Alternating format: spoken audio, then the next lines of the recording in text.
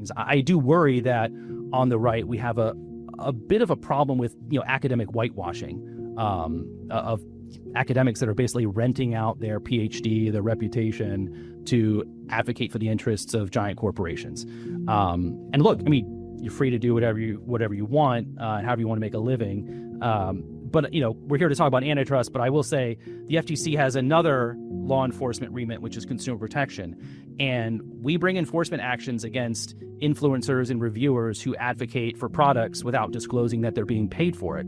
I think it's an interesting question whether some of these, supposed nonprofits and academics who are on the dole advocating for the interests of certain corporations or mergers in their white papers and their op-eds without ever disclosing that they're being paid to do so. It's an interesting question whether that isn't a deceptive practice as well. And I think that's worth investigating.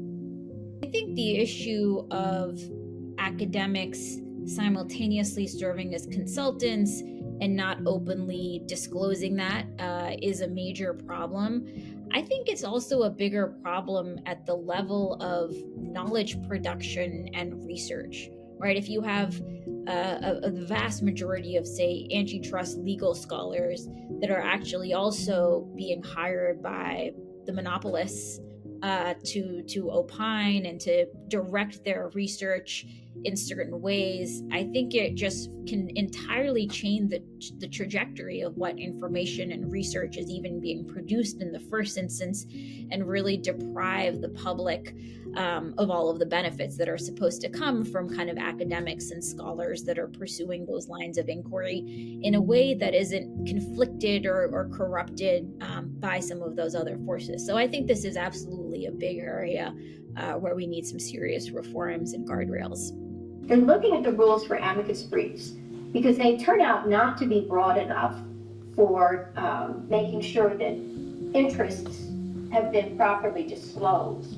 So what they're saying is you have to indicate the identity of the amicus, its interest in the case, the source of its authority, and you also have to say whether a party or a party's counsel contributed money that was intended to fund preparing or submitting the brief.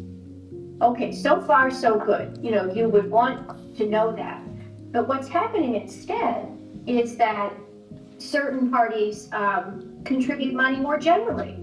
So in the Google case, as we've seen, Google maybe gives money to the U.S. Chamber of Commerce. They're not earmarking the money for the preparation of a particular amicus brief, but it's a generous contribution.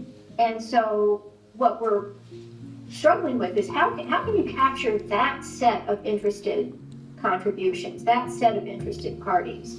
And should we require them to disclose if they've given any money, whether earmarked or not, to a participant in the litigation? I think we need to know whom we are speaking to, whom we are listening to, and whom are we reading from. And there are gaps here. If you think, how often do we listen to conferences in which we do have a perception that there's conflicts of interest that are not being clearly stated? How often do we read court rulings in which sides a given economics or legal scholar without whom we know that does private practice but is referred to as a professor, and this is not taken into account. So I think this is something that we need to address. Otherwise, there's a loss of trust in research, and that can have a negative impact for the work that we do. Now, at the same time, this is about information. This should be no obstacle to an open debate in which different views are exposed. Otherwise, you are closing hermetically agencies and courts in glass boxes, which can only work for confirmation bias, will not make us stronger, will make us weaker. First one is, I believe that this problem is really a big problem and a systemic problem.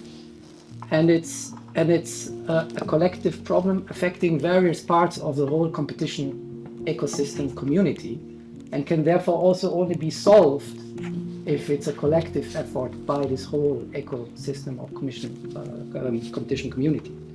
was very pleased with and grateful for the speech of Jonathan Kanter, which I'm surprised nobody quoted today. And there were some really, I think, very important ideas in his speech there. And I mean, competition, this was said today, competition is a bit like tobacco. Competition is highly complex. So it's complex because the competition law, the economics are complex, but then you add the complexity of the sectors. So double complexity. And then it's highly asymmetric. The interests on the one side are concentrated. The information is not accessible to the other side. There's a huge veil between one side who has all the information and, let's say, the harmed side, the smaller businesses, consumers who have no information, no access to that information. And then the capacity to organize these industries is obviously also completely asymmetric. We are in a similar field as in consumer protection, where you have this asymmetry. Now, Jonathan Kanter made 3 points with which I agree, that the problem is not really that there is advocacy and that there is expertise. The problem is that there is no proper separation between the two. So we can have advocacy, we need expertise as competition community, but what is the problem is the expertise which comes, or the advocacy which comes, which is presented to us as expertise. And this blurring of the line is really what we need to get at. We need both. We need expertise, we need advocacy, but they need to be strictly separated. Economics teaches us that incentives matter, and the inevitable result of flow of money from corporate interests to academia is to distort the academic dialogue and reshape expertise into advocacy. We see this playing out from legal academia to economics to public policy. We see it in academic workshops, treatises, and wonky empirical reports. In competition policy today, the expertise buying game is ascendant. Conflicts of interest and capture have become so rampant and so commonplace that it is increasingly rare to encounter a truly neutral academic expert. Let me say this as clearly as I can. It will not end well. Already, we are seeing a seeping distrust of expertise by the courts and by law enforcers. Unless we find a new way forward, we may see the critical and essential role of expertise in competition policy dwindle away, and no one should welcome that outcome.